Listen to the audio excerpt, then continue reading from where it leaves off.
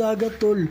Sobrang linis, tapos blue na blue talaga sa Pangasinan, solid. Ay, oo, maganda doon. Oo, di ba? Diyan kami Sabi ko sa'yo, dati, nung maganda last 4 years yata, yung kasama ko yung pinsan ko nung nag-birthday siya, diyan din kami nagpunta, solid doon, tol. Talaga, kung ang pinunta mo doon dagat. Oo, tsaka yung... sure ako, bro, mas okay pa rin sa US. Kasi di ba, nung bata ako, alam niyo naman yun na sa US talaga kami lumaki magkakapatid, bro. Ayun, tuwing weekend, dinadala kami ni daddy tsaka ni mami. Kaya, sobrang ganda niya sa personal. Wala sa akin, one time kay Bruno Mars. Pero wala talaga kami pambiling ticket nun. Yung tito ko lang, nag-work kasi siya dun parang sa nagsiset ng studio. Tapos parang nabigyan sila ng sobrang ticket, ayun. Tapos hindi naman sila fans talaga. Binigay sa amin, so pumunta kami. Ayun. Medyo malayo lang pero solid naman. Tsaka mabait talaga si Bruno Mars. Tol, mabait talaga yan si Bruno Mars.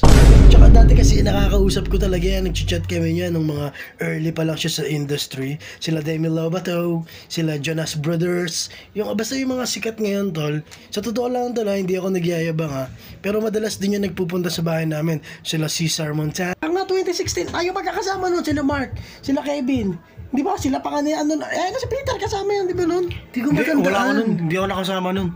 Di ba nung time na yun, tito ko inatake. Ay, oo. Inatake, nasa burol kami nun, kaya di kami nakasama. Pala si Tito Larry. Pareho nga pala tayo. Kaya nga pala wala rin ako nun. Di ba? Hindi, kasama kayo nun Kasama ka nun, di ba? Inatake rin tito mo? Hindi. Pero namatay ako nun. Parang 1 week yata akong patay nun. Pero nabuhay din ako, tol. Di kagaya sa tito mo. Yun ang experience ko, pre. Totoo yun, Tapos ayun, sa langit, nag-picture lang ako. Kasama ko yung mga angel, nag-picnic kami. Tapos na-meet ko si... Halika, hatid kita ulit mo.